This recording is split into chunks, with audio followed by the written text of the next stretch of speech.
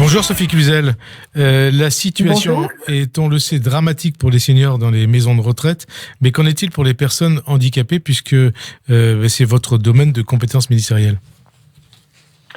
Alors bien sûr, pour les familles d'enfants handicapés, pour les personnes handicapées elles-mêmes, ce confinement est extrêmement compliqué à gérer parce qu'au-delà des problèmes de logistique que tous les Français ont, vient se surajouter des problèmes potentiels de troubles de comportement pour certains jeunes autistes ou adultes, des problèmes psychologiques importants, un immense sentiment d'isolement des familles. Et puis, il y a aussi toute une partie des personnes handicapées qui sont encore dans des établissements médico-sociaux. Et là, je tiens vraiment à saluer le travail des professionnels du médico-social qui accompagnent ces personnes en situation de handicap, près encore de 300 000 dans les établissements pour adultes et encore 40 000 enfants qui, justement, sont restés en établissement. Je salue ce travail parce qu'il est indispensable pour ce lien, justement, d'accompagnement des personnes au plus près de leur domicile, donc tous ces services à domicile qui font un travail extraordinaire.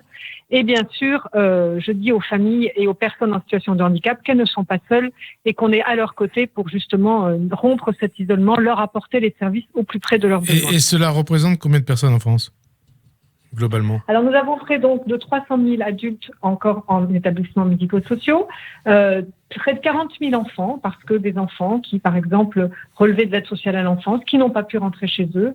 Nous avons près de 800 000 personnes à domicile qui présentent justement des risques importants ou pour leur santé ou pour des problématiques de comportement, puisque l'ensemble des personnes en situation de handicap, certes, représentent une dizaine de millions, mais elles n'ont pas toutes des besoins aussi importants, elles n'ont pas toutes des problématiques de dépendance. Oui, parce que c'est un chiffre qu'on connaît peu. Vous dites 10 millions de personnes qui sont considérées comme étant, d'une manière ou d'une autre, une personne handicapée en France? Oui, c'est presque un Français sur 5, à chaque fois qui est concerné par le handicap. Tout type de situation de handicap, bien sûr, des handicaps sensoriels, moteurs, psychiques, handicap de troubles de comportement, d'autisme. Donc, c'est une variété excessivement importante.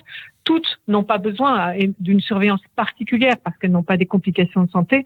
Mais pour autant, nous estimons à peu près à 800 000 personnes qui sont à domicile aujourd'hui et qui risquent justement des difficultés par leur manque de suivi ou par leur sentiment d'isolement profond. Donc, je voudrais aussi faire un appel quand même à la solidarité des voisins. Je sais que les Français sont extrêmement solidaires en cette situation extrêmement critique, mais là encore plus, faire attention à son voisin. Si jamais une personne ou une famille avec un enfant ou un adulte en situation de handicap peut être soulagée pour aller faire ses courses alimentaires ou faire ses courses de médicaments, voilà, vraiment pouvoir travailler ou passer un coup de fil tout simplement pour rompre cet isolement. Le ministre de la Santé a annoncé hier que 500 000 masques seraient mis à disposition des EHPAD chaque jour.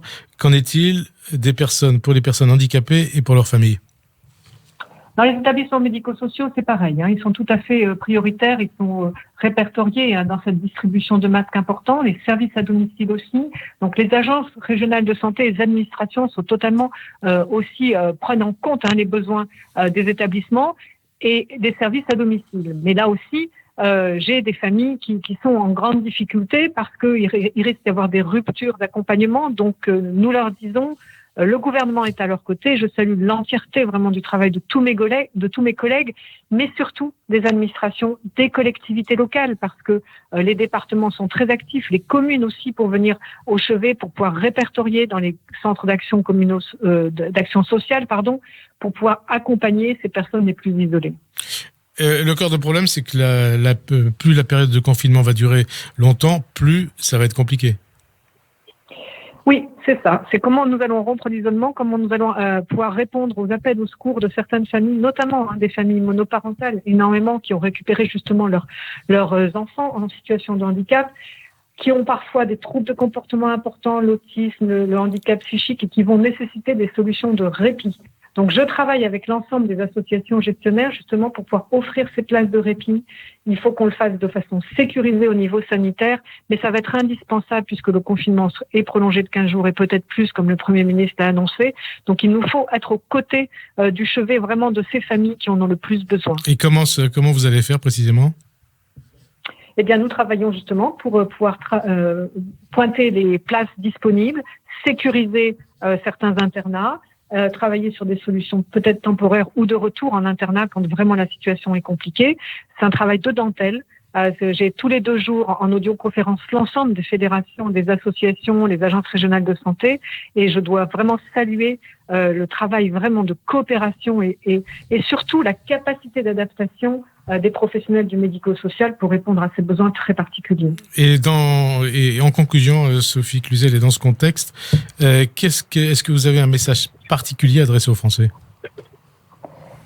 Un message de solidarité, et puis permettez-moi un petit mot de conclusion aussi, c'est que aujourd'hui la communauté juive se prépare dans quelques jours à fêter Pessah, qui consacre à la fois la libération des Hébreux d'Égypte et une étape fondamentale dans la constitution du peuple juif. Permettez-moi cette analogie, que la fin de cette pandémie soit aussi notre Pessah à tous, la libération de ce fléau est aussi la fondation de notre unité nationale. Unité nationale, solidarité, voilà les 2 messages que je souhaite faire passer à l'ensemble des Français. Merci Sophie Cluzel d'avoir répondu à notre invitation. Merci pour votre belle conclusion. Bonne fin d'après-midi sur Radio J et à dimanche prochain. Merci.